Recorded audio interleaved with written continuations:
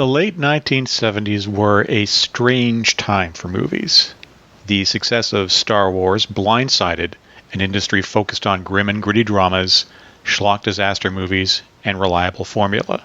After Star Wars, there was a scramble to capture that audience, and to recapture a family one, which explains why I can lay claim to being one of a lucky few who remembers seeing Disney's Song of the South in the theater. The film was, at the time, a perennial Disney classic, released and re-released numerous times between its premiere in 1946 and 1980 when I saw it. Song of the South is set in a post-war, post-antebellum South, where adorable white children are regaled by the animated adventures of Brer Rabbit, Brer Fox, and their tar baby by kindly former slave Uncle Remus.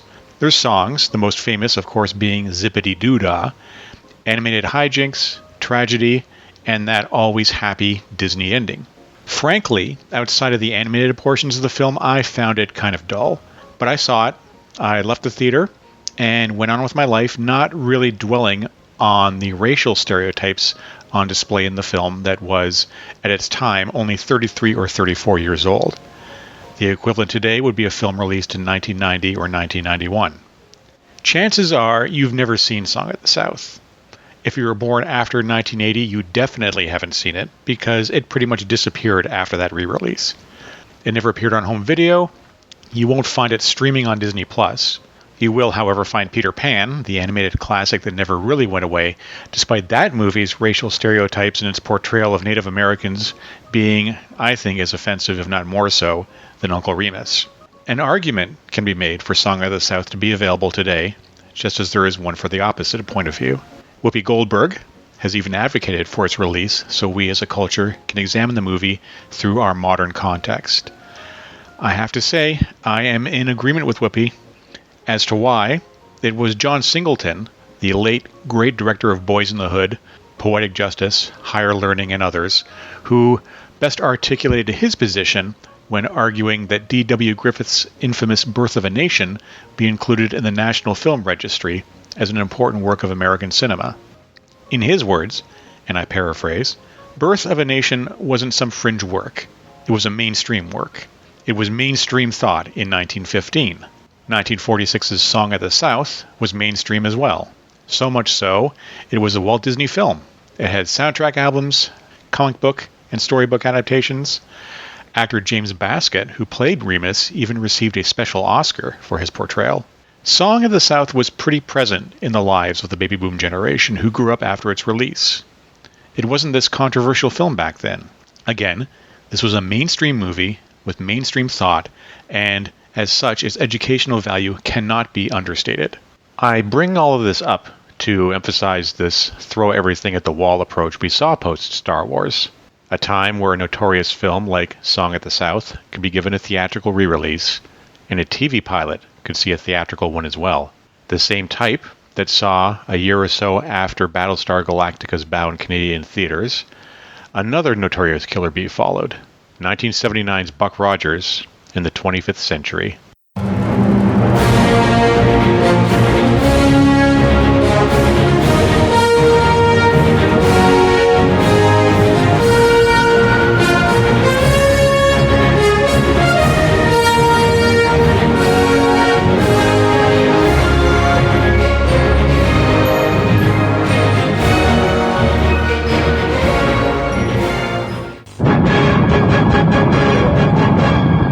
The year is 1987, and NASA launches the last of America's deep space probes. In a freak mishap, Ranger 3 and its pilot, Captain William Buck Rogers, are blown out of their trajectory into an orbit which freezes his life support systems and returns Buck Rogers to Earth 500 years later.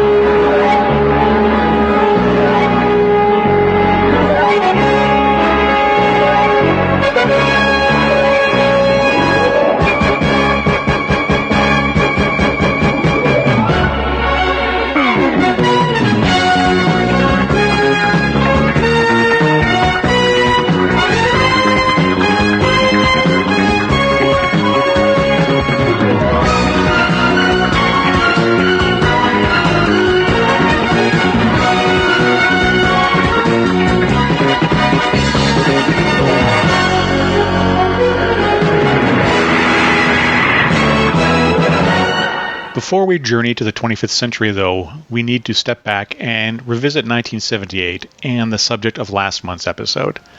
For as meteoric as its rise, so too was its fall, and Battlestar Galactica fizzled out by the summer of 1979. While it had kicked off to impressive ratings, it began to shed viewers in the weeks that followed. Its shelf life was another story, though. Unlike Star Wars, Galactica hit the airwaves and marketplace with a well-stocked supply of merchandise to flood toy aisles with action figures and spaceships to coincide with the TV debut. But as Galactica wound down its first, soon-to-be only, proper season, there was no announcement of a second season, and it wouldn't be until 1980 when we received some sense of closure to the Galactica Odyssey, though not in the manner we were all hoping. I remember my mother springing the news on me in early 1980 that Galactica was returning to TV, and like many children my age, I happily and excitedly sat down on the family sofa the night of January 27th to watch the first episode of Galactica 1980. Galactica 1978 is still remembered fondly in many circles.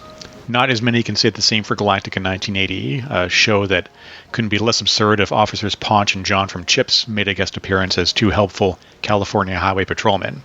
Gone were Baltar, the Cylons, and a majority of the original cast.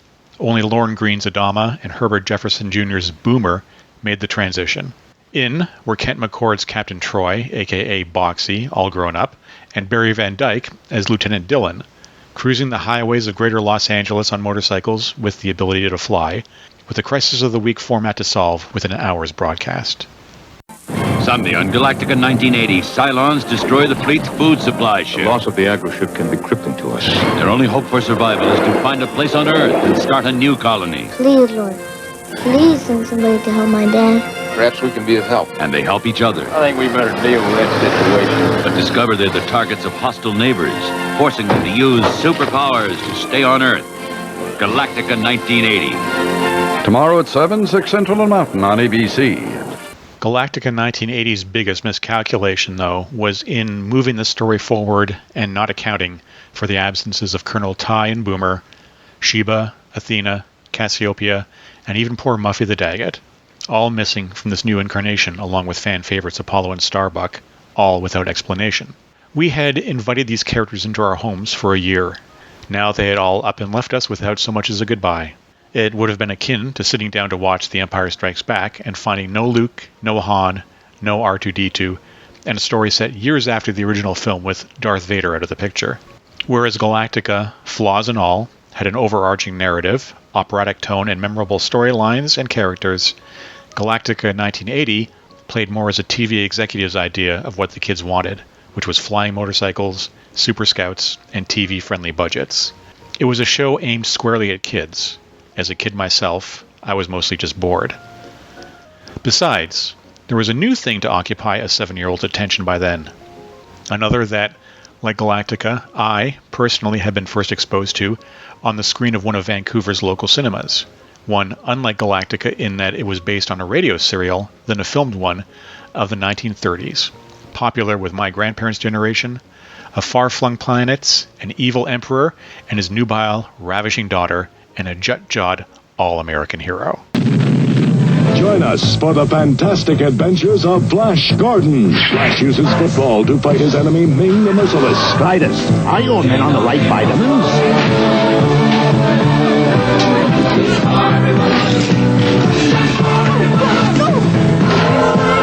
Will Flash's strategy prove successful? Will he survive? Find out December 5th at a theater near you. Music by Queen. Rated PG.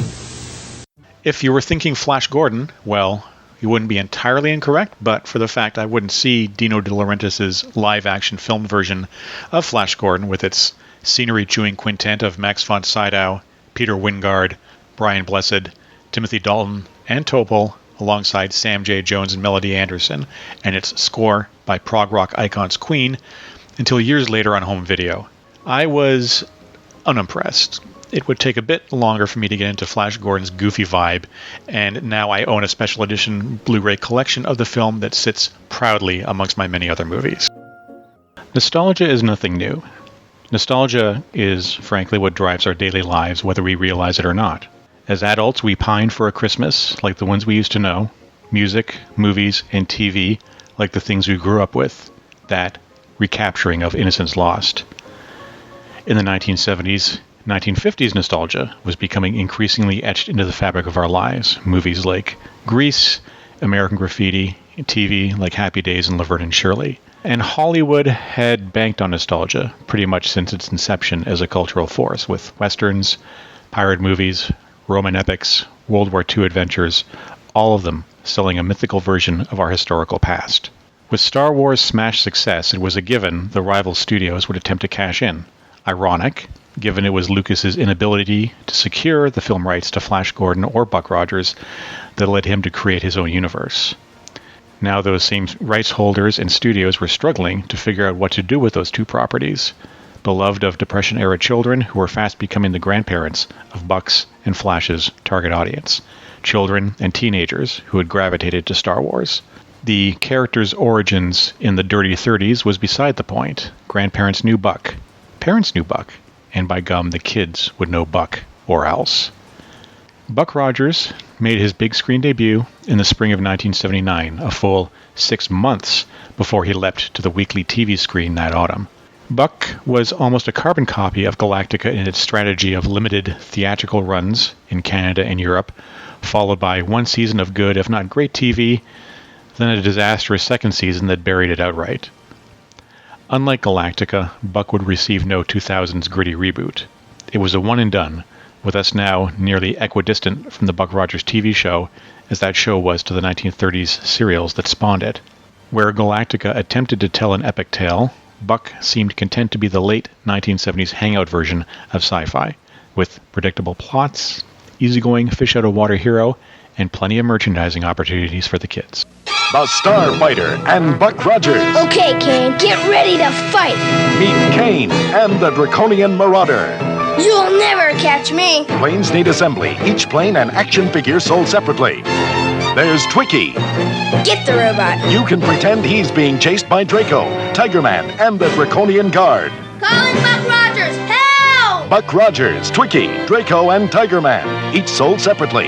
By Mego. My introduction to Buck Rogers, though, came at what was most likely the same theater I had seen Battlestar Galactica at the year before. It was almost an exact repeat of the Battlestar experience, with Dad announcing he was taking me to see a movie called Buck Rogers in the theater the following Saturday. We may have gone to the same theater for that matter. Very little stands out from the experience now, save for one additional element that in the end proved to be much more entertaining than the main feature. Hardware Wars, a spectacle light years ahead of its time. Starring Fluke Starbucker, intergalactic boy wonder. Augie Ben Doggy, venerable member of the Red Eye Knights. Princess Android, interstellar damsel in distress. Ham Salad, ace mercenary pilot and intergalactic wise guy. Darth Nader, villain. This was a different era, having a spoof short film, one fully embraced by Lucas as his favorite of the Star Wars parodies, played before a theatrical feature had kind of been the norm before the 1980s arrived, and the independent theaters were swallowed by the Hollywood machine, conglomerate film distributors, and theater chains. To go to the movies in Canada, at least back then, meant possibly getting another great short film like Mike Jitlov's The Wizard of Speed and Time, or an NFB short like The Log Driver's Waltz before the main attraction. We would also most frequently sit and occasionally stand for the national anthem, accompanied by images of our home and native land. It was all part of the experience of going to the theater you don't get now. You quite often didn't know what you were going to get at all, which made the going all the more fun. Buck Rogers scored a similar box office success as Galactica, its theatrical gross of $21.7 million, easily recouping the $3.1 million NBC Universal spent to make it. But even on its first viewing, I could tell it was a slightly low-budget affair projected on a large screen. Not so rare in 1979, not every movie could be Star Wars after all. The sets were cheap and cheesy. The Earth Defense Force's starship hangar utilized a lot of negative space and black curtains, rather than the impressive matte paintings of Star Wars and the Ralph McQuarrie design worlds of Galactica. It was as though Universal, stung already once by the expense of Galactica, yanked the reins away from Larson and co-creator Leslie Stevens Jr. and brought in the bean counters to guide the subsequent series forward. Sci-fi was an expensive proposition to undertake if you wanted to do it right. Networks and studios frequently chose to do the other thing. It was a tale as old as time back then and for years afterwards.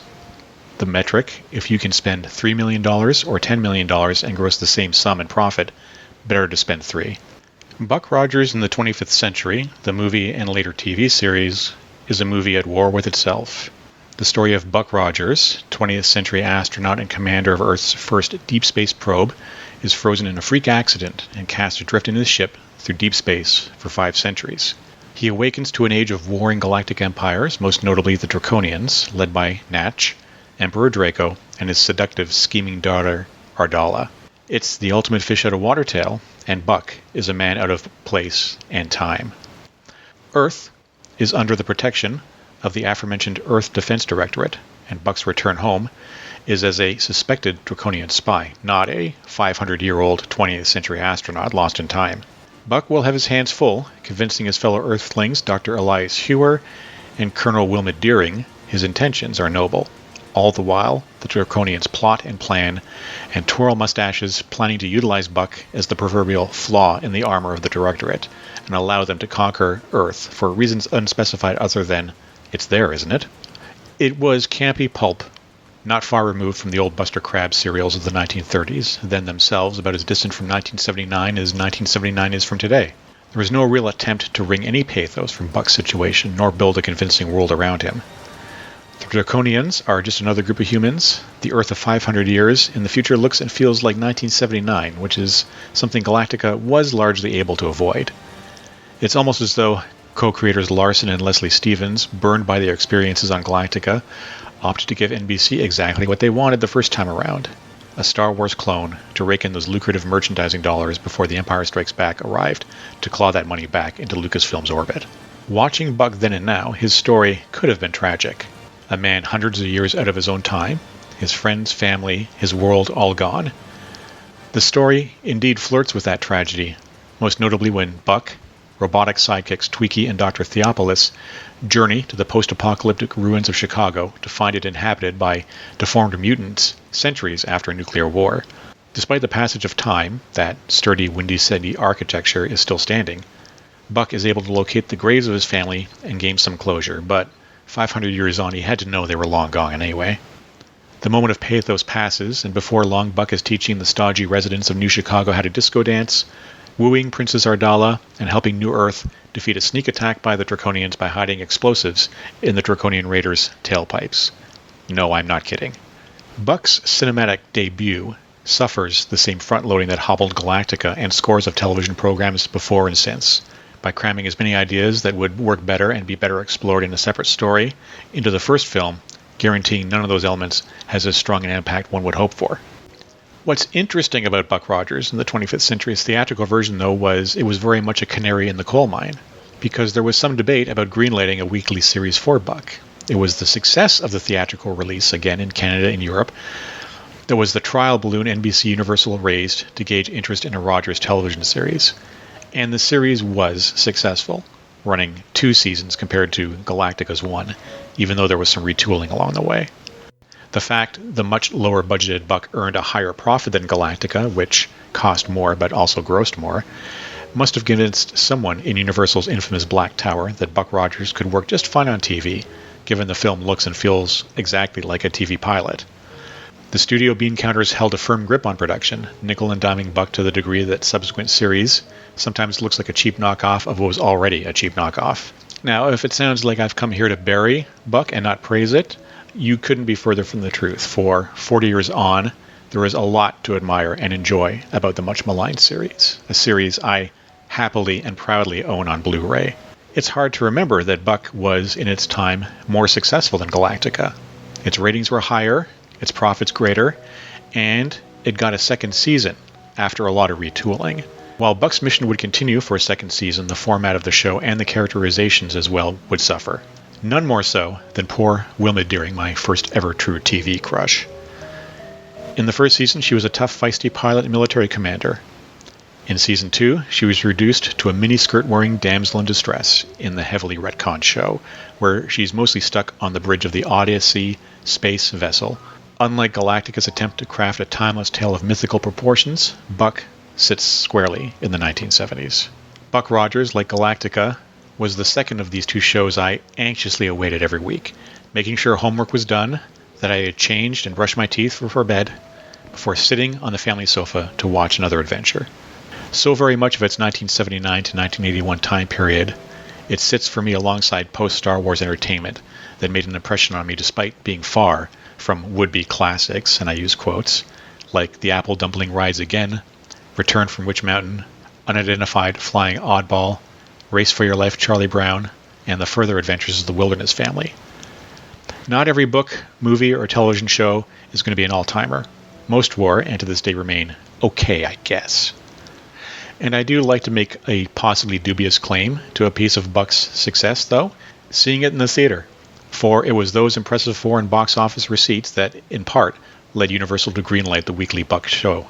Mine and my dad's movie tickets were a part of that, so if you're a fan of Buck, Wilma, Tweaky, Dr. Theopolis, Dr. Hewer, and the rest of the Buck crew, you're welcome.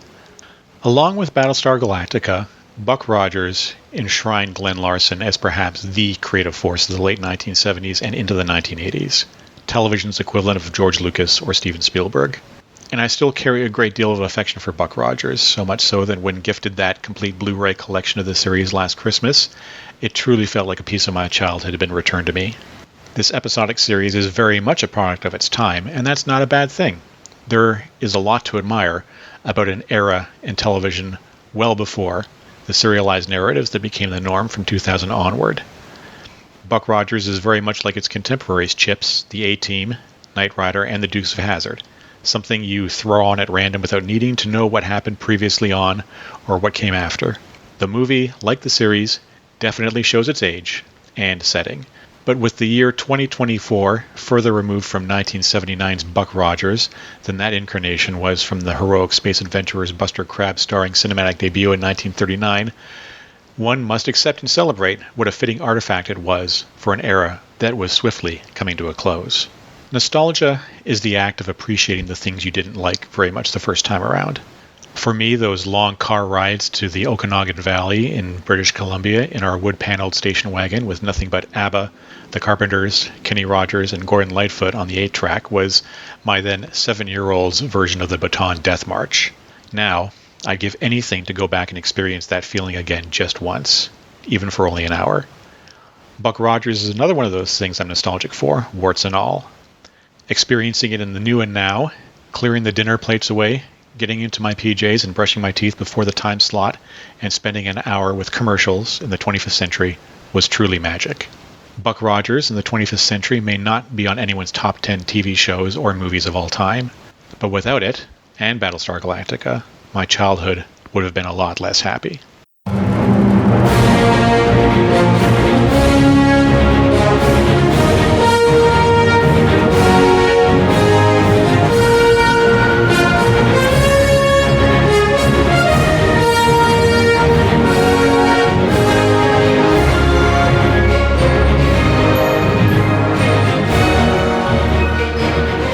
This brings us to the end of this month's episode, part 2 of a 3-parter I like to call Attack of the Killer Bees. 3 big and small screen attempts to capture the Star Wars audience as it anxiously awaited the arrival of The Empire Strikes Back. I'm your host, Brad Abraham, and this has been Celluloid Heroes. You can now follow us on Instagram at the Celluloid Heroes Pod and at my website, bradabraham.com. I'll be back next month with the thrilling conclusion to this miniseries with the story of the Walt Disney Company's attempt at its own Star Wars. I'll see you then.